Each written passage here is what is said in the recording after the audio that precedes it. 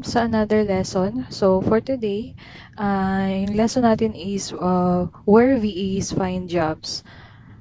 So, makakakita tayo ng mga online posts or online na hiring dito sa mga freelance platforms na nilist ko dito. So, example is Upwork.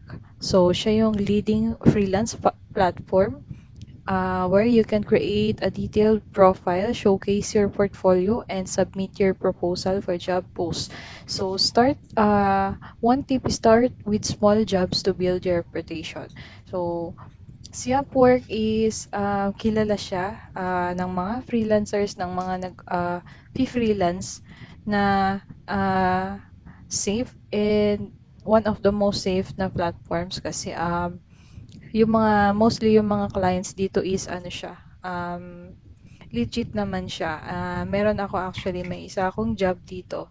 Hindi kasi rin ako nagpo-focus kay Upwork. So, ayan. Ito yung, pag gumawa ka ng profile kay Upwork, pwede mong i-edit yung profile mo and pwede kang maglagay ng portfolio dito. So, dito kay Upwork, hindi mo na kailangan ng resume. Pag mag-a-apply ka, direct na siya. So, makikita na rin ng client yung mga portfolio mo dito. I-list mo dito yung mga skills mo. So, naglagay ako nito kung ano yung mga skills ko. Meron din akong video dito, sample ko ng kung paano ako mag-work. Ayan, sample ng mga listings din na ginawa ko. Ayan. So, pag nag-apply ako, direct na rin sa Upwork. Dito lang, magpa-find jobs lang tayo dito. And then, isi-search mo lang dito kung ano yung hinahanap mong job. So, kunyari eBay. So, marami na dyan lalabas na eBay. And ayan, pwede ka nang mag-apply direct dito. So, ganun. So, number two is onlinejobs.ph. So, onlinejobs.ph, kung starter ka pa lang, newbie ka pa lang, pwede ka mag-start mag-apply dito. So, dito kay onlinejobs.ph, mas madaling mag-apply compare sa Upwork kasi wala siyang bayad. Kasi dito kay Upwork, may tinatawag na connects. So, yung connects na yon, pag mag-apply ka, ano mo siya, kumbaga, ilalagay mo siya dun sa application mo. Kunyari, 10 connects, ganun. Pero pag naubos na yung connects mo, bibili ka na. So, magbabayad ka na ng connects. Dito sa onlinejobs.ph, wala siyang bayad. Pero meron siyang limit per day. I think kaya yung bagong bagong feature ni onlinejobs.ph, meron na rin siyang parang points. So, papakita ko na lang din sa inyo yan sa another lesson. So, introduction pa lang naman din to ng mga platforms. And Fiverr, yan, pwede rin dyan sa Fiverr. Ito naman siya. Ayan. So, marami naman din na mga jobs dito. Depende kung ano yung niche ninyo. Kunyari medical, so marami rin naman lalabas dyan. Ayan. So, tatype nyo lang dyan kung ano yung a-applyan yung work. Kunyari virtual assistant. Yan, marami rin dyan lalabas. So, ayan. Pro tip, don't just wait for clients to come to you. Apply actively, personalize your proposal, and show you understand their business. Pag mag-apply tayo, hindi pwedeng copy and paste lang tayo. Kasi pag mag-apply tayo, syempre meron tayong tinatawag na cover letter.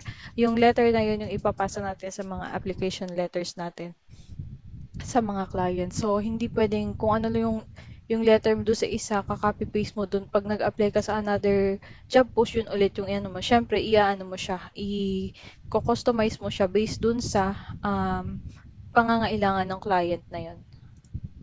Doon naman sa letter na yun, meron din naman akong template nun. So, pwede nyo siyang i-copy.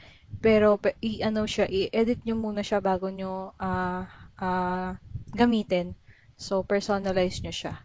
So, pwede rin tayong makahanap ng work as e-commerce BA or VA, kahit anong niche pa kayo, kahit ano pa yung clients na target ninyo.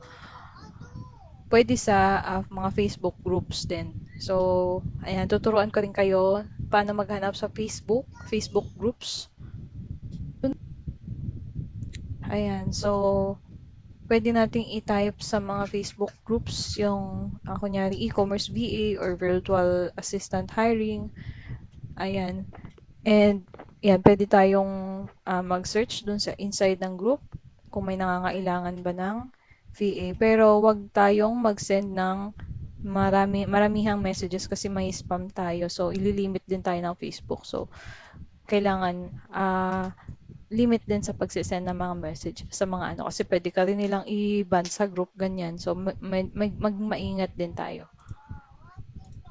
So, referrals, yan, many VAs come from word of mouth. So, ayan, you can get referrals from happy clients. So, pwede kang i-refer ng clients mo ngayon sa iba niyang kakilala. And kunyari may mga kakilala kang VA, ayan, pwede ka rin naman i-refer ng kakilala mong VA sa mga clients nila. Like ako, I have two clients na ni-refer ako ng kakilala kong VA sa dalawang clients na yon. So, clients ko sila ngayon.